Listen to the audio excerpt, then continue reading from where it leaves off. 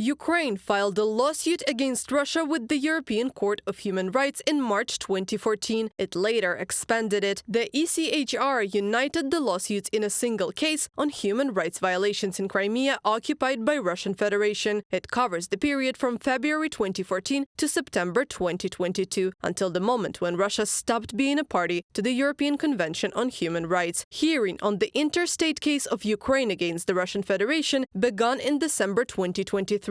At this time, Russia sabotaged the investigation by not responding to official requests and not commenting on the evidence provided by Ukraine. Therefore, the hearings were held without the participation of the Russian side. The Grand Chamber of the European Court of Human Rights in Strasbourg found the Russian Federation guilty of massive violations of European Convention on Human Rights in Crimea, occupied by Russian army.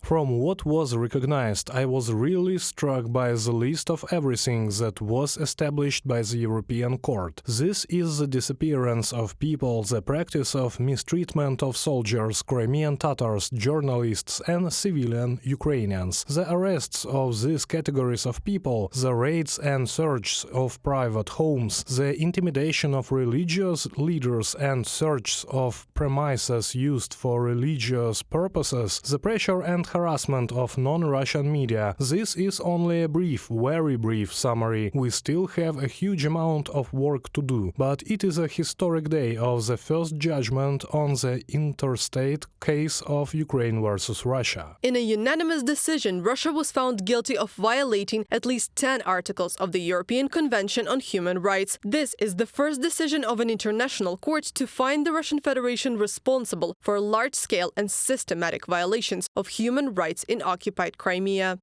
This decision is unique. A number of conclusions and violations under the Convention have been recognized by the ECHR today for the first time in its practice. Application of Russian legislation, illegal courts, forced change of citizenship. This is an important stage and result on the way to bringing the aggressor to international legal responsibility. Margarita Sokorenko, Commissioner for the European Court of Human Rights, on Facebook. A special international tribunal on the crime of Russian aggression could later rely on the evidence base gathered by the ECHR, experts say.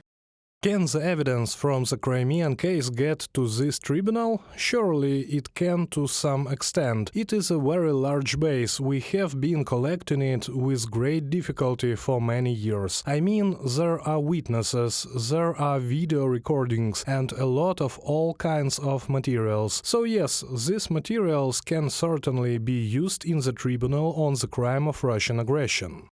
Russia was expelled from the Council of Europe in March 2022, but the European Court of Human Rights has the right to consider applications filed against the Russian Federation if they refer to events that occurred before September 16, 2022. In the same year, the Russian State Duma, in the first reading, voted amendments according to which the ECHR judgments issued after March 16, 2022 are not subject to execution in the Federation. Reported by Andriy Dmitrenko, UATV News.